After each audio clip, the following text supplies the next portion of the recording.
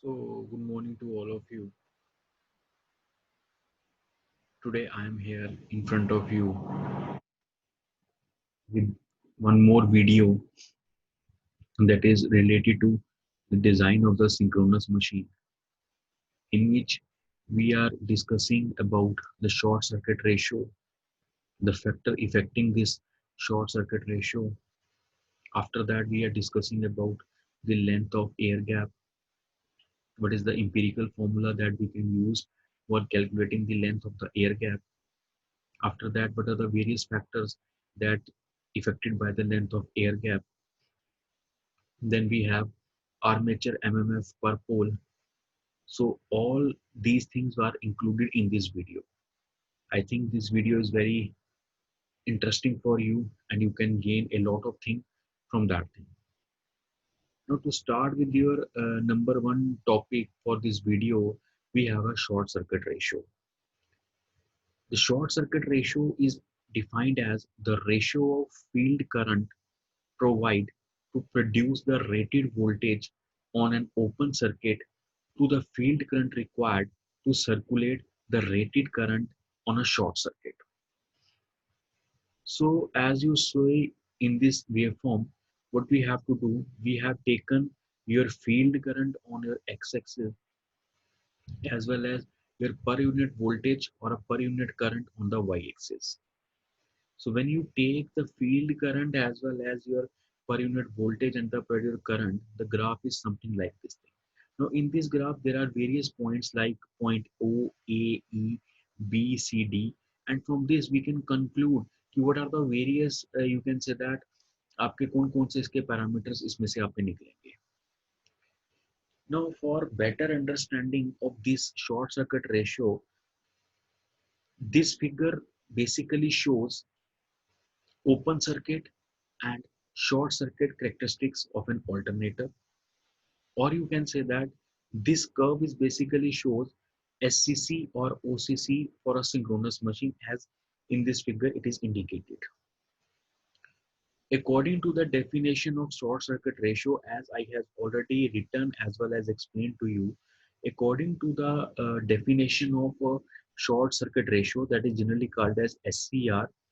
This SCR is basically equals to OA upon OE from the figure. Now, for better understanding, what we have to do, we are basically taking the triangle OAB and triangle OED. I can again repeat, we are taking the triangles OAB and triangles OED. And since these two triangles are similar triangles, so we can say that here OAB is equals to OED, here OBA is equals to ODA, and here AOB is equals to BOD. So when you conclude these values, you can get OA upon OE, that as per the definition of the SCR, it is equals to AB upon AD is equals to OB upon OD. So you can say that your SCR, that is the short circuit ratio, is basically AB upon AD. So I think this, up till that stage, you are clear each and everything. Now, these are the things that I can earlier explain to you. So from this equation, you can say that your short circuit ratio, that is SCR, is equals to AB upon AD. Clear? Now coming to the part, as we know, your AB upon AC, we can change it will be equals to 1 upon AC upon AB. So it is equals to 1 upon open circuit voltage upon short circuit voltage, which is equals to 1 upon synchronous impedance. So you can say that your 1 upon Z is equals to 1 upon X neglecting RG. This is basically the short circuit ratio. Now, the effect of short circuit ratio on the machine performance.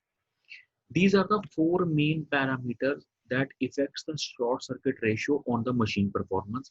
And these are voltage regulation, stability, parallel operation, and short circuit current. These are will be discussed one by one. Number one, voltage regulation. A high value of SCR, that is a high value of short circuit ratio, means the synchronous reactance has a low value, resulting into a good voltage regulation. That means if the value of SCR is very, very high, the synchronous reactance is low, which ultimately affects the voltage regulation. And in that case, your voltage regulation is very, very good. Number two, stability.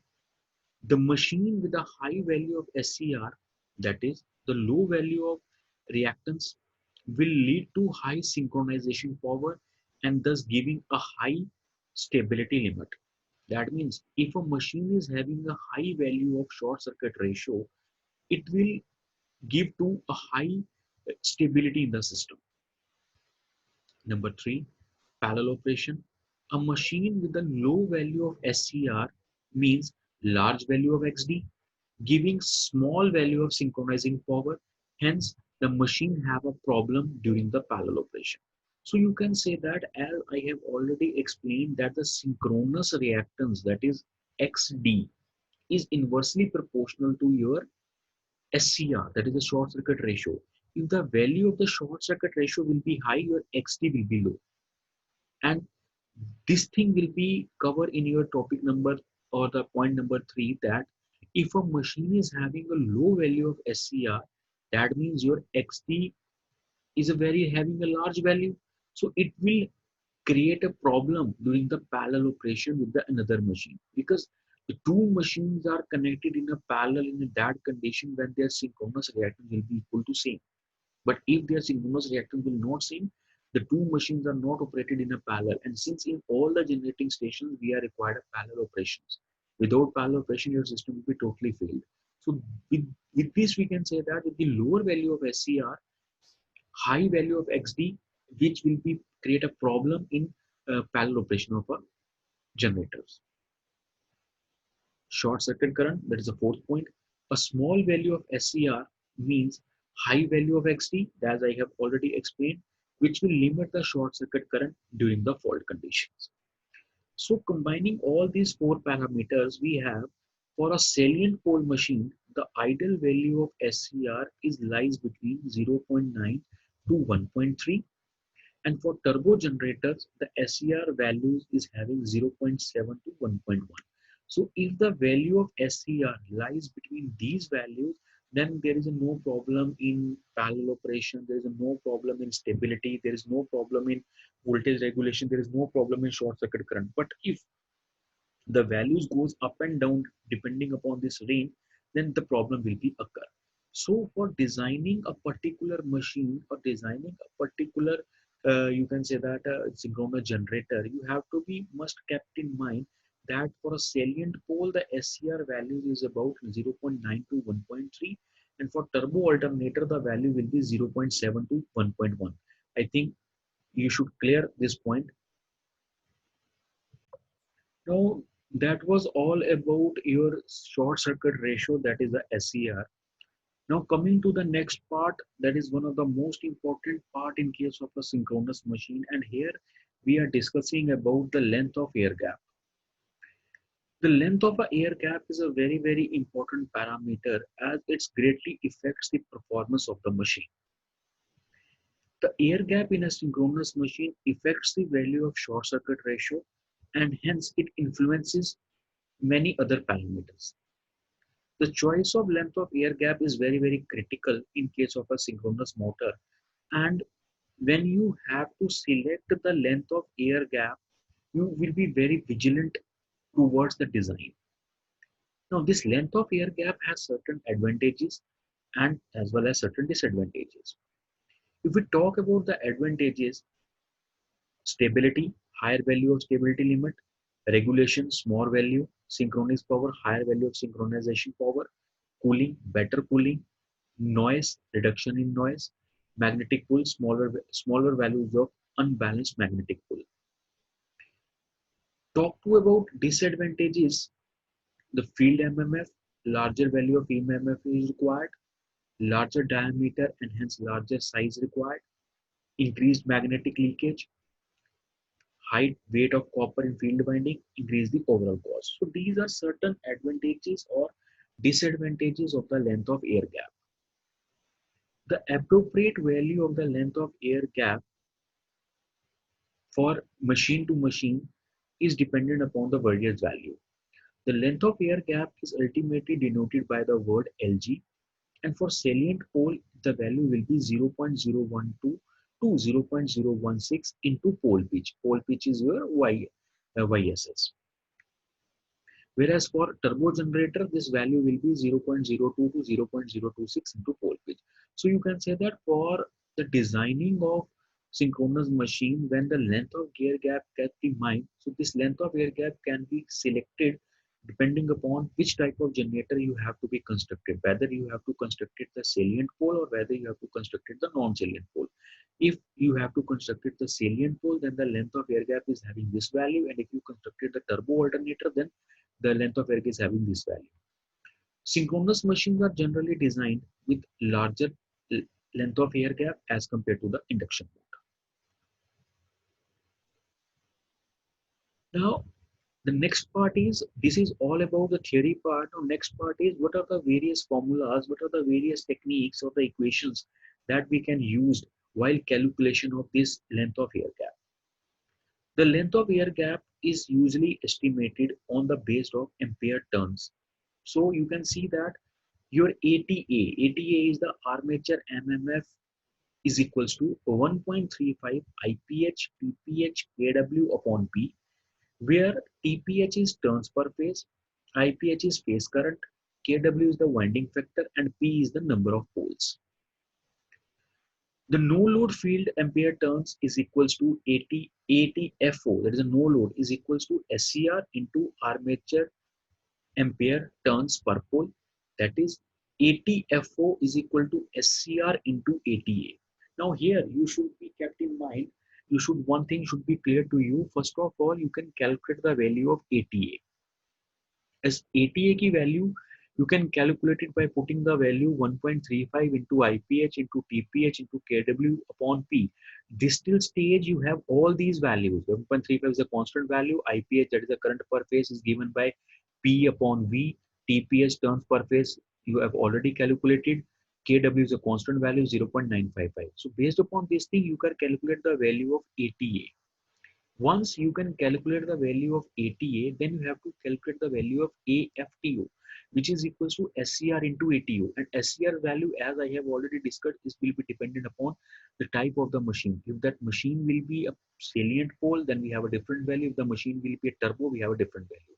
So you can multiply these values, you can get a value AFTO. And this AFTO is basically no load field ampere turns per pole. Next, you have to calculate the MMF for the air gap, and this formula is remains same for all the machines, whether it is a DC machine, it is induction machine, it is a synchronous machine, and it will be equals to 800,000 BG kg LG. Now here the question is, you have 0.8 ATFO is equals to 8,000 BG kg LG. So where BG is the maximum gap density, kg is the gap contraction factor, value will be 0.5. And from that equation, you can easily get the value of LG, and this LG is called as the length of air gap. So you can say that at this particular time, for this equation, you have the value of ATFO, which is equals to SCR into ATA. You multiply it with 0.8. That 0.8 will be the dependent upon the type of the machine. It is a induction machine, sorry, it is a salient pole machine or a turbo alternator. 800,000 BG, 800,000 is a constant value. BG is simply the gap density. Kg is the gap contraction factor, that is a 0.5, and only value will be getting, you can say that you have a LG, and from that equation you can easily calculate the value of LG. There is a length of air gap, you can easily calculate it. I think by using this formula you can easily calculate.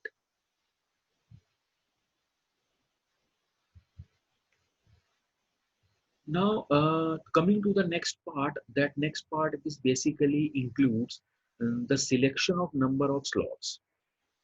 Now, in again the armature design, this is the number one. This is and again the important thing. that when you have to select the number of the slots, what are the various factors that you should keep in mind for selection the slots. See, in my previous video, I have already given you the guideline, or you can say that the empirical formulas where we have a different type of strategies where we can adopt these strategies and calculate the total number of slots. Now here we have a theoretical part on which factors this status slot depends. So following are the factors are considered for the selection of the slot, and these are balanced winding, tooth flux density, leakage reactance, and tooth ripple. Number one, the balanced winding. The number of slots are to be selected so that a balanced three-phase winding is obtained. Unbalanced winding will lead to generation of space harmonics and overheating. So you should always keep in mind, you should adopt a balanced three-phase winding when you have to select the number of stator slots. Number two, tooth flux density. Selection of large number of slots will lead to narrow teeth resulting to the tooth flux density and beyond proximal limits. Leakage reactance. With less number of slots, the conductors are nearer leading to increased leakage flux and thereby increased leakage reactance. Tooth ripple. With a large number of slots, tooth ripple and therefore pulsating loss decreases. So these are basically the various factors on which the number of slots dependent. So this is all about, you can say that, your uh, how the number of stator slots is greatly affected by the various parameters. I think this is all clear to all of you. So up till that, in this video, what you have to be learned, I will quickly give you the review that what do you mean by this SCR, that is a short circuit ratio, how this SCR can be calculated, on which factor this SCR will dependent upon values. We are calculating the length of air gap, how the length of air gap can be calculated, what are the various factors that affects the length of air gap, what are the advantages and what are the disadvantages of length of air gap, and after that we are discussing about the selection of rotor number of stator slots.